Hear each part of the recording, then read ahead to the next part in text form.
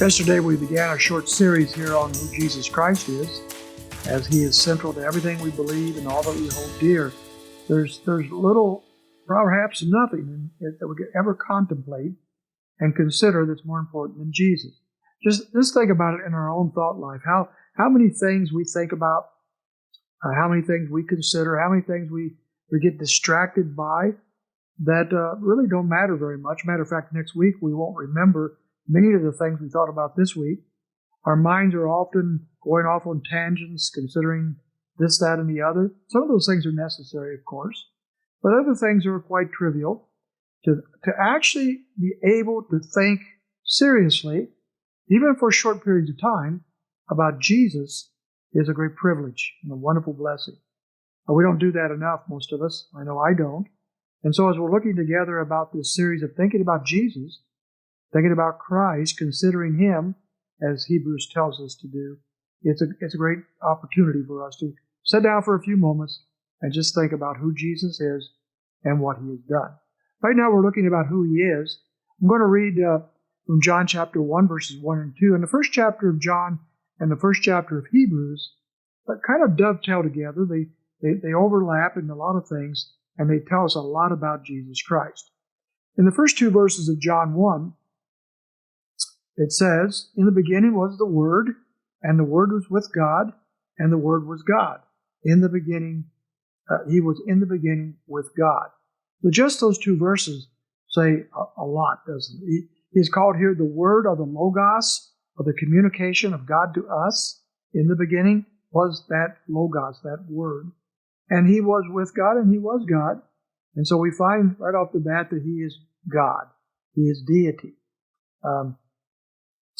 In the beginning, He was in the beginning with God. So He is distinct from the Father, and yet He is God. That's a mystery of the Trinity, where we start to understand that the Trinity, the Godhead, is made up of three persons.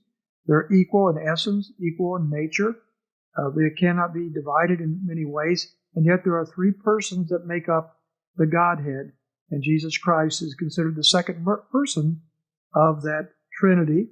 He is the Son. And so He's called here the Word. Now, when we go back over to Hebrews, and we see in chapter 1, God having spoken long ago to the fathers and the prophets in many portions and in many ways, in these last days has spoken to us in His Son. In Hebrews, especially early on, likes to call Jesus Christ the Son, distinguishing Him from the Father, and yet also showing us clearly His deity, whom He appointed heir of all things, and through whom also He made the worlds. In verse 3, He's talking now about the Son being the Creator. So one of the things that Jesus Christ does, and that we consider, is that He is the instrument within the Godhead that created all that we see.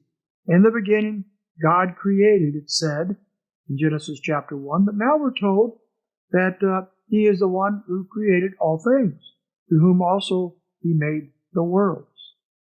In verse 3, or in verse 10, we drop down to there, it says, "And you, Lord, in the beginning founded the earth, and the heavens are the works of your hands." So once again, He is the Creator. And we find that the Son of God, the eternal God Himself, was instrumental in creating all that we know, all that we see, all the known physical universe. As we go back to the John chapter 1, we see verse 3 now. "All things came into being through Him, and apart from Him nothing came into being that has come into being." So there's nothing that exists today. There's no matter, there's no universe, there's no world, there's no substance that would exist outside of the creative activity of Jesus Christ. And as John comes out speaking about the centrality of Christ and the supremacy of Christ, he moves immediately from the deity of Christ to the creation of Christ. Christ is the Creator, and that shows who He is. No one else, nothing else could create all that we know today, all that we have. Even our own selves. We look at ourselves and we realize somebody, something had to create us. Who did that? Well, Jesus Christ. Jesus Christ is eternal God, and Jesus Christ is the is the creator of all things. And so as we consider him, we're struck immediately at the awesomeness of this one who is God himself, and at the same time was instrumental and responsible for the creation of all things. What a great Christ, what a great God we have.